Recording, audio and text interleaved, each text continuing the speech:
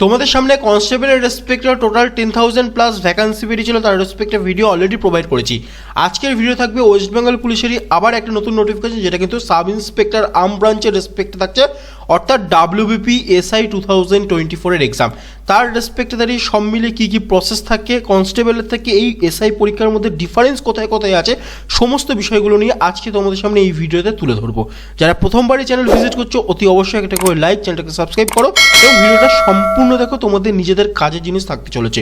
তো চলো বেশি দেরি না করে আজকের ভিডিও শুরু করা যাক।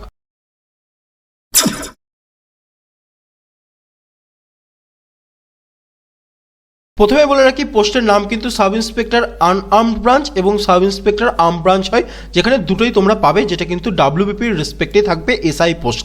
এখানে পে স্কেল অবশ্যই SI এর রেসপেক্টে থাকবে, তো ভালো স্যালারি থাকবে, ইন্ডিভিজুয়ালি 40,000 প্লাস তো তোমরা ধরে চলতেই পারো। টোটাল নাম্বার অফ ভ্যাকান্সি 464 খানা বেরিয়েছে। তোমাদেরকে বলে রাখি, SI মোটামুটি এরকম ভ্যাকান্সি বেরোয় 500 থেকে 600 রেঞ্জে থাকে। এবছর ভ্যাকান্সিটা কনস্টেবলও কমেছে, SIও কমেছে, কিন্তু এখানে একটা বলার বক্তব্য, যেটা এখানে কিন্তু পরীক্ষাটা সাবজেক্ট কনস্টেবল সবাই দেয়, SI কিন্তু সবাই দিতে পারে না। সিম্পলি এইটা কিন্তু তোমাদের মাথায় রাখতে হবে। তাই এইটা কিন্তু অ্যাকচুয়ালি সাবজেক্ট ওরিয়েন্টেড এক্সাম, যেটা কিন্তু তোমাদের রেসপেক্টে দাঁড়িয়ে অনেকটা বেশি কিন্তু ম্যাটার করছে, যে তোমাদের নিজেদের প্রিপারেশন কে কোথায় আছে এবং কিছুটা ডিগ্রিও ম্যাটার করে। তার রেসপেক্টে দাঁড়িয়ে কিন্তু ভ্যাকান্সিটা বেরোয় 464 খানা, অর্থাৎ 450 প্লাস ভ্যাকান্সি ওভারঅল বেরিয়েছে। আনরিজার্ভ ক্যাটাগরি কিন্তু এখানে 209 খানা ভ্যাকান্সি বেরিয়েছে, যার মধ্যে মেল ক্যাটাগরি 74, ফিমেল ক্যাটাগরি 45 এবং এটা সম্পূর্ণ আর্ম ব্রাঞ্চের হয়ে গেল। আর আর্ম ব্রাঞ্চের রেসপেক্টে শুধুমাত্র মেল ক্যাটাগরি বেরিয়েছে, ফিমেল ক্যাটাগরি বেরোয়নি, সেটা কিন্তু 90 খানা বেরিয়েছে।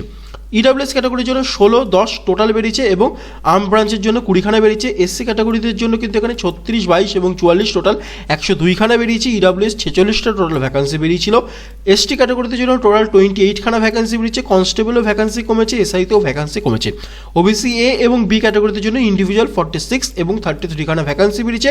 ওভারঅল যদি তোমরা দেখো যে mail category vacancy unarm branch 164 এবং 200 কিন্তু আর্ম ব্রাঞ্চের রেসপেক্টে বেরিয়েছে এবং ফিমেল ক্যাটাগরি 100 খানা বেরিয়েছে। ওভারঅল চার্ট ক্রাইটেরিয়া তোমাদের ভ্যাকান্সির বলে দিলাম। এবার প্রশ্ন হচ্ছে পার্থক্য কোথায় কোথায় আছে, সেগুলো নিয়ে একটা একটা করে তোমাদের সাথে আলোচনা করব। প্রথমে এজ লিমিট হচ্ছে 20 থেকে 30 বছর থাকে। যদি কনস্টেবল দেখে থাকো 18 থেকে 30 ছিল, এটা কিন্তু 2 বছর পর থেকে অর্থাৎ 20 থেকে 30 বছর থাকবে 1/1/2024 রেসপেক্টে, এবং অবশ্যই SC STদের 5 বছর, OBCদের 3 বছরের এজ রিল্যাক্সেশন থাকবে। তোমাদের এবারে বলে কি এডুকেশন কোয়ালিফিকেশন কি হবে, তোমরা যদি সিম্পলি গ্র্যাজুয়েশন কমপ্লিট করো যে কোনো ডিসিপ্লিনের রেসপেক্টে, তাহলে আবেদন করতে পারবে।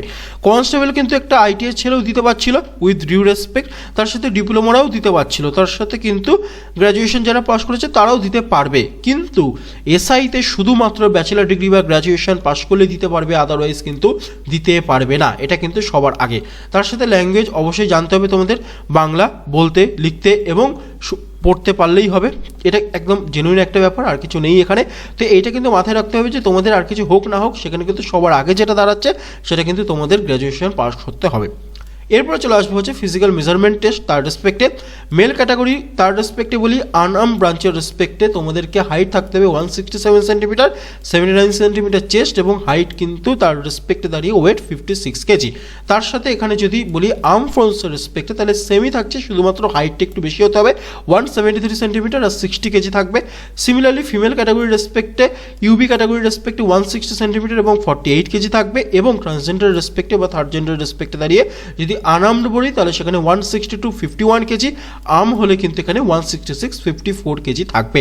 এই হয়ে গেল টোটাল চার্ট। তো মেল ক্যাটাগরি এবং ফিমেল ক্যাটাগরিতে একটা জিনিস মাথায় রাখতে হবে, নর্মাল কিন্তু 167 সেন্টিমিটার 56 কেজি রেশিওতে যেতে পারো, অথবা যদি তোমরা মনে করো আর্মে যাবে তাহলে কিন্তু 170 থেকে 60 কেজিতে যেতে পারবে, কিন্তু ফিমেল ক্যাটাগরি 160 এবং 48 কেজিতেই তোমাদেরকে যেতে হবে।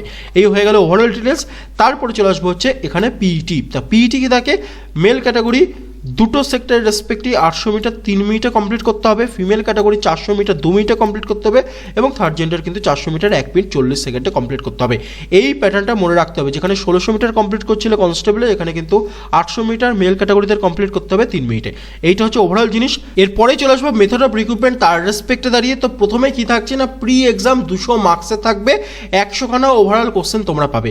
তোমাদেরকে বলে রাখি 100 মার্কস থাকবে, যার ভেতরে 50টা কোশ্চেনের ভ্যালু জেনারেল স্টাডিজের রেসপেক্টে 100 মার্কস থাকবে, মানে পার্টিকুলার কোশ্চেন 2 মার্কস করে থাকবে, আর কিছুই না। 50 মার্কস থাকবে হচ্ছে রিজনিংয়ের রেসপেক্টে 25 খানা কোশ্চেন থাকবে, অঙ্কের রেসপেক্টে 25টা কোশ্চেন থাকবে 50 মার্কস। অর্থাৎ এখানে কিন্তু কি থাকবে না জিকে সেকশন পুরো কমপ্লিট থাকবে, তার সাথে কারেন্ট অ্যাফেয়ার্স থাকবে, এখানে 50টা কোশ্চেন, 25টা কোশ্চেন অঙ্ক, 25টা কোশ্চেন রিজনিং, টোটাল কিন্তু এখানে থাকবে 200তে পরীক্ষা হবে, 100টা কোশ্চেন থাকবে, 90 মিনিট বা 1.5 ঘন্টা সময় পাবে এবং সম্পূর্ণটাই কিন্তু ওএমআর সিটের রেসপেক্টে হবে। নেগেটিভ মার্কিং কিন্তু 4টেই একটা ভুল বা 1/4 হবে। এরপর হচ্ছে পিএমটি আর পিইটি যেটা অলরেডি তোমাদের সাথে ডিসকাস করেছি সেটা হবে। তারপর ফাইনাল কিন্তু রিটেন এক্সামিনেশন যেটা কিন্তু 200 মার্কসের এগেইন হবে। পেপার ওয়ানে কী থাকছে, পেপার ওয়ানে 100 মার্কস থাকবে, 50টা কোশ্চেন জেনারেল স্টাডিজ, 25টা কোশ্চেন রিজনিং, 25টা question math, same to same থাকবে, যেটার জন্য 2 ঘন্টা সময় পাবে বিকজ মেন্স এক্সামিনেশন একটু তো সময় লাগবেই, যেটা 1.5 ঘন্টা ছিল সেটা 2 ঘন্টা বাড়িয়ে দিয়েছে। পেপার 2 ইংলিশ থাকবে, 50 মার্কসের জন্য 1 ঘন্টা সময় পাবে এবং পেপার 3 নিজেদের ভাষা থাকবে, বেঙ্গলি নিলে বেঙ্গলি, হিন্দি হলে হিন্দি, উর্দু হলে উর্দু, নেপালি হলে তার রেসপেক্টে দাঁড়িয়ে 50 মার্কসের জন্য 1 আওয়ার টাইম পাবে। তো মেন্স এক্সামিনেশন সব মিলে কিন্তু 4 ঘন্টার হবে, যেখানে কিন্তু সমস্ত কিছু থাকছে, ম্যাথ থাকবে, রিজনিং থাকবে, ইংলিশ থাকবে, বেঙ্গলি থাকবে এবং বাকি জেনারেল স্টাডিজও থাকবে। এই হয়ে গেল ওভারঅল ডিটেলস।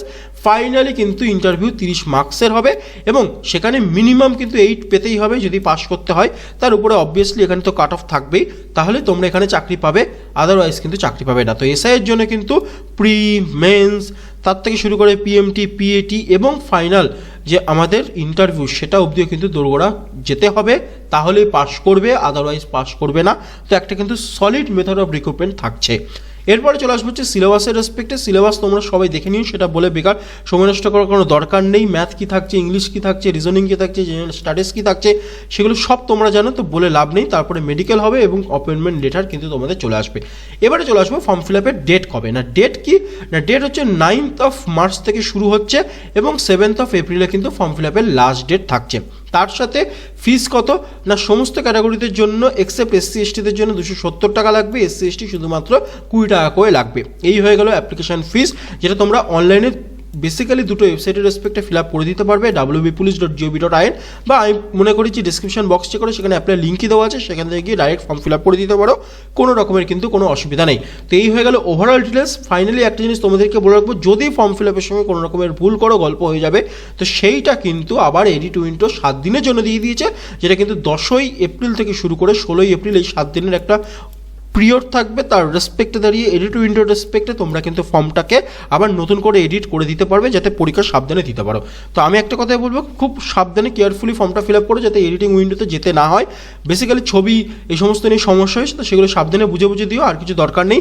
বেসিক্যালি টোটাল জিনিস এতটাই ছিল, আর কিছু নেই। তো ফাইনালি এখানে যে টোটাল ভ্যাকান্সি বেরিয়েছে 464 খানা এসআই পোস্টের রেসপেক্টে, তার রেসপেক্টে দাঁড়িয়ে অফিসিয়াল ভ্যাকান্সির রেসপেক্টে ইন ডিটেলসে তোমাদের সাথে আলোচনা করলাম, প্রতিটা প্রসেস বললাম, কেন এক্সামটা কনস্টেবলের থেকে ডিফারেন্ট সেটাও তোমাদের সাথে আলোচনা করলাম। তো এটা কিন্তু বস ভালো করে দিতে হবে যদি গ্র্যাজুয়েশন পাস করে থাকো যে কোনো মাধ্যমে।